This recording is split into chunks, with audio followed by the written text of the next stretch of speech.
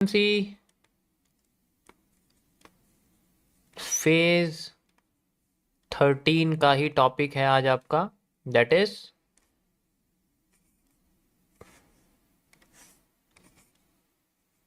Change in time frame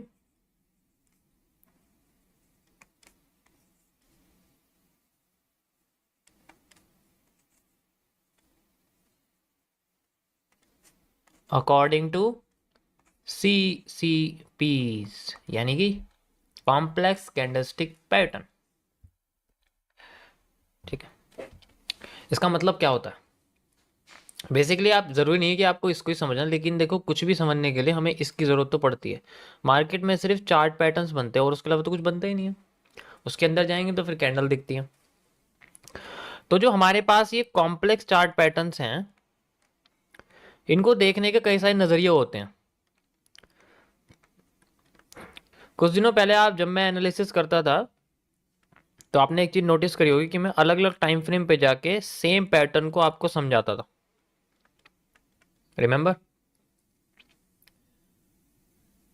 अब ऐसा क्यों होता है? क्योंकि हमें ना एक पैटर्न को देखने के लिए कई सारे नजरिए देखने पड़ते हैं। एनालिस्ट का काम ही यही होता है। वो किसी एक चीज पे फोकस नहीं कर सकता कि सामने बैठ गया, दो कैंडल बन गई और काम खत्म जी, प्रॉफिट भी हो गया, काम खत्म। नहीं, इंपॉर्टेंट ये है कि हमें अपने उस एक पैटर्न को जो हमें बना हुआ दिख रहा है उसकी एक्यूरेसी करने के लिए हम उसको कितने ही ज्यादा, जैसे एक कोर्ट में केस जीतने के लिए जितने ज्यादा एविडेंस होंगे उतना ज्यादा वो केस हमारे फेवर में होगा। इसी तरीके से ट्रेडिंग में भी होता है, चार्ट एनालिसिस में भी होता है।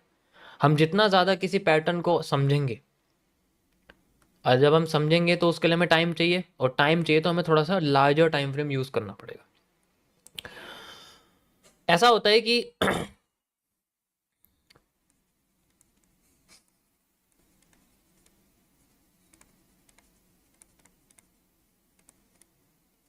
आप पढ़ रहे हैं mirror market concept and I created it. जैसे मैं आपके सामने कहता हूं कि मेरे पास चार time frames, sorry 3 time frames हैं, मैं आपसे कहता हूँ 3 टाइम फ्रेम्स हैं। ठीक है, तो 3 टाइम फ्रेम्स में से मैं एक ही यूज़ करता हूँ। जैसे मैं 15 मिनट का टाइम फ्रेम लेता हूँ किसी भी एसेट का, कोई भी एसेट है हमारे पास, कोई भी एसेट है हमारे पास।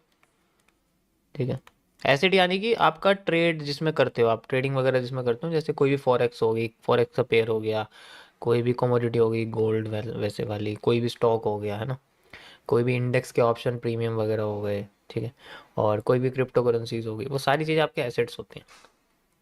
तो मैं एक चार्ट का टाइम फ्रेम लेता हूँ 15 मिनट, जो कि मेरा बार बेस्ड है, कल मैंने आपको इसके बारे में बताया था। और मैं एक लेता हूँ 2 आवर का टाइम फ्रेम, एग्जाम्पल के लिए ले रहा हूँ मैं, समझना ध्यान से, फिर आपको बताऊँ कैसे लेना, कैसे।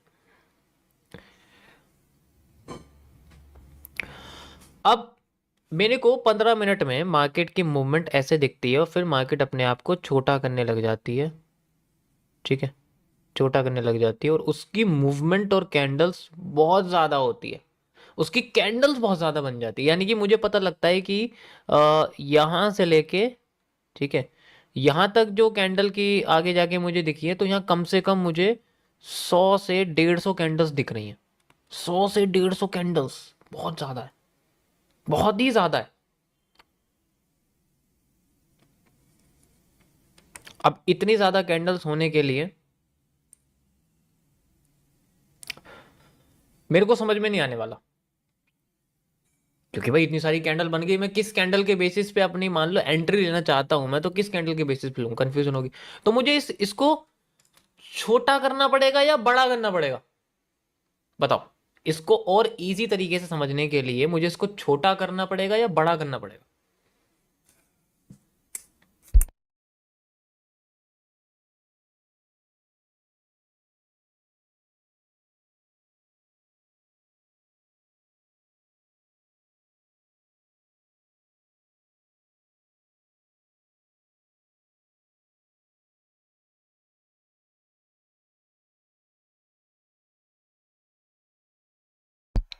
बिल्कुल, टाइम फ्रेम बड़ा करना पड़ेगा जिससे स्ट्रक्चर छोटा हो जाएगा। तो जहां मुझे 100 से 150 कैंडल दिख रही थी जहां मुझे बहुत सारे हाई लो देखने को मिल रहे थे, है ना। वहां मेरे हाई लो घट के कितने हो जाएंगे, 1 2 3 4, एंड देन मार्केट छोटी होगी। अब यहां से लेके यहां तक की जो रेंज है उसके अंदर मुझे करीब कह सकते हो कि आप 30 से 50 कैंडल्स बनी हुई दिखी हैं। Now it is much more easy to identify each candle. अब मैं एक एक कैंडल को इस पैटर्न के अंदर इजीली आइडेंटिफाई कर सकता हूं। कर दिया, अब आइडेंटिफाई कर दिया, अब मुझे कोई दिक्कत नहीं है, अब मुझे कोई दिक्कत नहीं। अब इसका पहला मूव जो होगा फेक होगा, रिवर्स होगा, वो अलग बात है, मैं उस बारे में बात नहीं कर रहा। यूज तो हमें उसने में ही करना है जितना इसमें करना है। तो बड़े हमें किसी भी पैटर्न को जो हमारे सामने जो थोड़ा कंफ्यूजिंग है, जिसके अंदर कैंडल बहुत ज्यादा बन गई हैं, उनको समझने के लिए हमें उसका टाइम फ्रेम उससे 2 3 गुना एक्स्ट्रा करना पड़ता है। 2 3 गुना हमें उसका एक्स्ट्रा करना पड़ता है ताकि एक रिफाइंड तरीके से वो पैटर्न हमारे सामने नजर आए। एग्जाम्पल के लिए मैं आपको यहाँ अभी इसमें दिखाता हूँ, अगर आप इसको देखोगे ध्यान से, अभी 30 मिनट्स के टाइम फ्रेम पे आप देखोगे तो ये किस तरीके का पैटर्न यहाँ बन रहा था। ये देखो बड़ा अजीब सा यहाँ पैटर्न बन रहा था, इतना बड़ा, है ना। 30 मिनट्स में मुझे ये पूरा दिख नहीं रहा था। इसको समझने के लिए मैंने 2 घंटे में कर दिया। अब मेरे सामने ये ऐसे खुल गया, अब मुझे एक एक कैंडल इजी नजर आ रही है। और सही बताऊं तो ये 30 तो 2 आवर का भी थोड़ा ज्यादा लग रहा है। इसको चलो मैंने 4 आवर का कर दिया। अब ये जाके मुझे बहुत इजी समझ में आ रहा है, इसमें मुझे कोई दिक्कत भी नहीं है। नीचे का मूव भी पता लग गया, ऊपर का मूव भी पता लग गया। Market is so simple to understand. लेकिन इसका डिसएडवांटेज, डिसएडवांटेज ये है क्योंकि अगर मैं, ठीक है, अगर मैं इसमें एज ए ट्रेडिंग करता हूं तो इसमें थोड़ी प्रॉब्लम निकल के आएगी,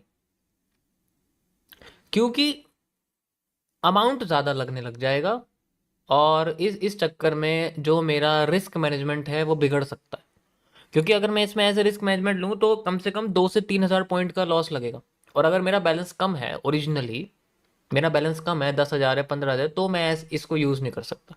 ऑब्वियस सी बात है, skip this pattern. Answer is skip this pattern. मैं इस पैटर्न का यूज करने वाला ही नहीं हूं जब मुझे पता है मेरे रिस्क के हिसाब से मेरा रिस्क इसमें 20% का बैठ रहा है।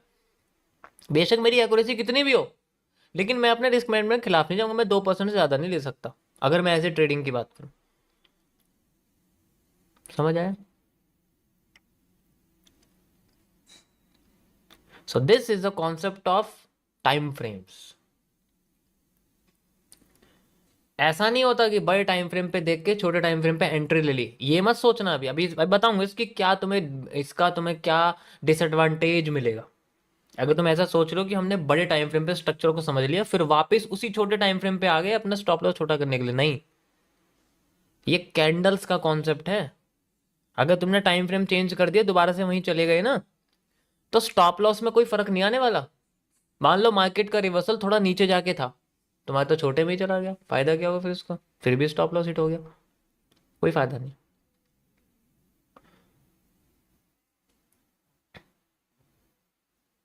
समझ आया?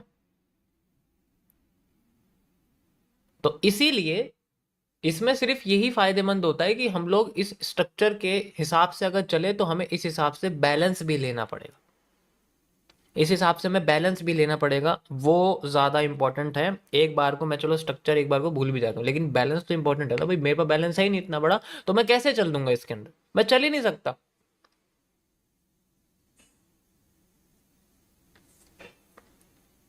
Got it? ये समझ आया पॉइंट? ये बहुत इंपॉर्टेंट है। अब कुछ कुछ कंडीशंस ऐसे आती हैं जिनके अंदर हमें पैटर्न्स में कंफ्यूजन क्रिएट होती है।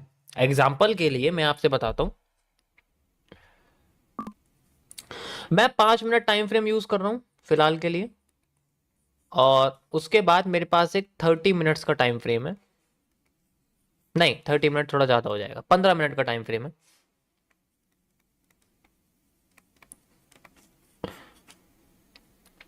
ठीक है,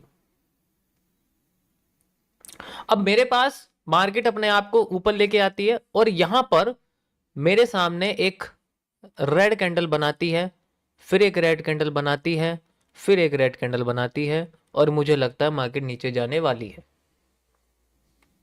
लेकिन एक्चुअल में मार्केट अपनी रैली क्रिएट करने की कोशिश कर रही थी एक बेस बना के, उससे पहले भी वो नीचे आई थी। तो इसका हमें लगता है कि ये हिस्सा कॉपी हो रहा है किससे, इससे, तो मार्केट को और ज्यादा नीचे आना चाहिए, लेकिन ये ऐसा नहीं करती है, यहीं से ऊपर उड़ जाती है। और यहां पर भाई कॉन्सेप्ट की बात यह है, यहां पर कोई एफ कोई ऑर्डर ब्लॉक कुछ भी नहीं है, मान के चलो,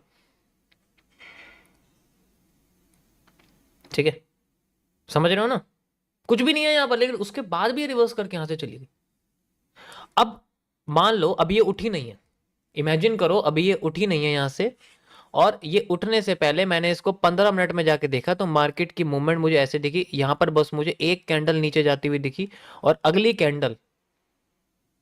कैंडल इससे ऊपर बननी शुरू होगी, इसका हाई क्रॉस कर देती है। अब यहां तो मुझे रीटेस्टिंग दिख गई, यहां बुलिश एंगल्फिंग बन गई, पता लगा इसके बॉटम में भी बुलिश एंगल्फिंग ही बन रही थी, और वो इसको रीटेस्ट करने के बाद खुद बुलिश एंगल्फिंग बना के यहां से ऊपर चली जाती है। तो कभी कभी टाइम फ्रेम्स में ऐसे हेल्प मिलती है, हमें सब लगता है कि हमारे लिए ऐसा पैटर्न हमारे को डाउन साइड में ले जाने की कोशिश कर रहा है, लेकिन वो एक्चुअल में करता नहीं है, क्योंकि हम पिछले सप्लाई को यूज करने की कोशिश करते हैं। समझ आया, ये एडवांस लोगों के लिए है, ठीक है। तो ये डिपेंड करता है कि आप बेसिकली सप्लाई डिमांड अगर ढंग से नहीं समझ पा रहे हो तो आपको टाइम फ्रेम को चेंज करके रखना पड़े, लेकिन अगर हमें यूज करना है टाइम फ्रेम का तो उसी टाइम फ्रेम का यूज करना है जिस टाइम फ्रेम में हमें अपने मतलब के पैटर्न नजर आ रहे हैं। ये नहीं है कि ट्रेड लगाने के लिए वापस उसी पे चलेगी जो छोटा स्टॉप लॉस लग जाएगा, ऐसा कोई नहीं, ऐसा कुछ नहीं होता। स्टॉप लॉस तो उसके हिसाब से लगेगा जो बड़ा टाइम फ्रेम में तुम्हें दिख रहा है। भाई जिस जगह पे तुम्हें भालू दिख रहा है, तुम भालू देख के फिर आगे कहते हो यार यहाँ पर लोमड़ी है, लोमड़ी वाली जगह पे चला जाता हूँ, पता चला भालू काट नहीं रहा, लोमड़ी वाली जगह पे चले जाते हैं। तो ऐसे नहीं करना, वो झुंड में है। सेम टाइम फ्रेम जिस जगह पे मुझे दिखाया मैं उसी टाइम फ्रेम को यूज करूंगा जब तक मेरा मूव कंप्लीट नहीं हो जाता। मुझे पता है मेरी डिमांड यहां से लेके यहां तक थी, मेरी डिमांड अब यहां से लेके यहां तक होगी, अब टाइम फ्रेम में इसी में रहूंगा, मैं चेंज नहीं करने वाला, बिल्कुल भी चेंज नहीं करने वाला।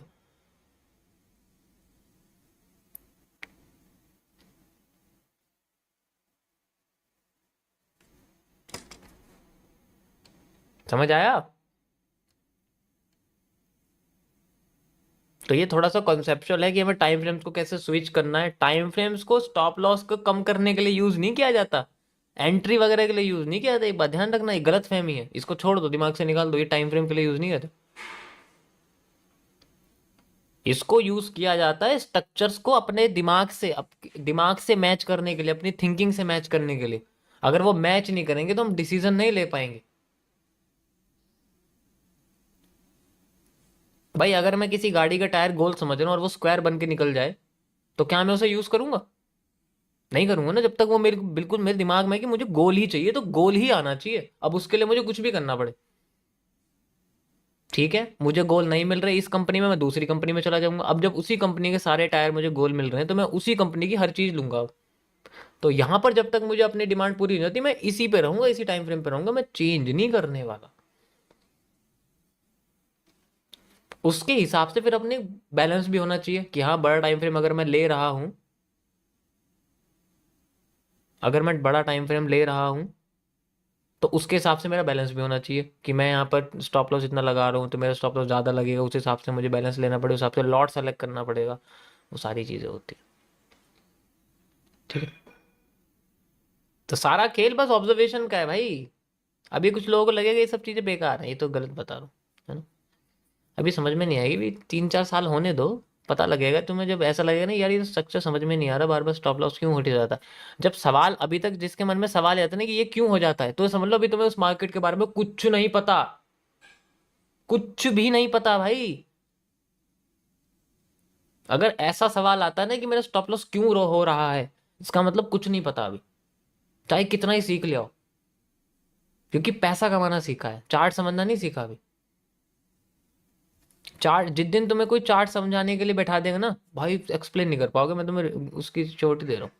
लेकिन अगर तुम प्रॉफिट करने के लिए प्रॉफिट करवा दोगे, तुम चार्ट एक्सप्लेन नहीं कर पाओगे। ठीक है, तो ये है आपका कुछ थोड़ा बहुत आपके जो है time frames according to complex chart patterns. इसी तरीके से जैसे कई सारे पैटर्न्स है आपके सामने, मैं आपको कुछ बताता हूँ। जैसे कि हमारे पास है एक रैट ट्रैप। अब रैट ट्रैप थोड़ा, भाई रैट ट्रैप जो है थोड़ा क्लियर नहीं बना हुआ, थोड़ा सा ऐसे करके उल्टा सीधा बना हुआ, मुझे ये समझ में नहीं आ रहा है ये क्या बना हुआ है। ठीक है, ऐसे करके बना हुआ है, मुझे समझ में नहीं आ रहा है ये रैट ट्रैप। तो मैं क्या करूँ, मैं टाइम फ्रेम को चेंज कर लूँगा। मेरे 1 मिनट के टाइम फ्रेम के हिसाब से रैट ट्रैप ऐसा दिखता है। ठीक है, अब मेरे 5 मिनट के टाइम फ्रेम के हिसाब से मुझे रैट ट्रैप और भी क्लियर दिखता है, मुझे ये ऐसा दिखने लग जाता है। और जब ये नीचे फेक आउट देता है, I grab this move and then market moves upside like this. इसी तरीके से यहाँ पर हमें यहाँ पर देखना, तो ये फर्क है टाइम फ्रेम्स का, स्ट्रक्चर्स को रिफाइन करता है और अच्छी तरीके से हमें डिसीजन लेने में हेल्प करता है। क्योंकि इस ट्रेडिंग की दुनिया में, चार्ट एनालिसिस की दुनिया में, सिर्फ दिमाग ही एक औजार है, इंडिकेटर नहीं है। ठीक है,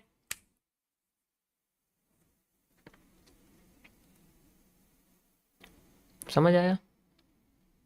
मैंने बोला ये कॉन्सेप्चुअल चीजें हैं, दीज आर नॉट जस्ट आपके उसमें हेल्प करेगी, पर ये चीज़ भी पता होनी चाहिए कि एक ही टाइम फ्रेम में, हमेशा कहता हूँ कि चलो एक ही टाइम फ्रेम, एक एक लॉट 1% रिस्क ही काफ़ी होता, नहीं ऐसा नहीं होता हर बार। किसी किसी चीज़ को समझने के लिए हमें उसके अंदर चेंजेस लाने पड़ते हैं, और वो चेंजेस टाइम फ्रेम के साथ बदलते रहते हैं। ठीक है, तो ये था आपका आज का एडवांस्ड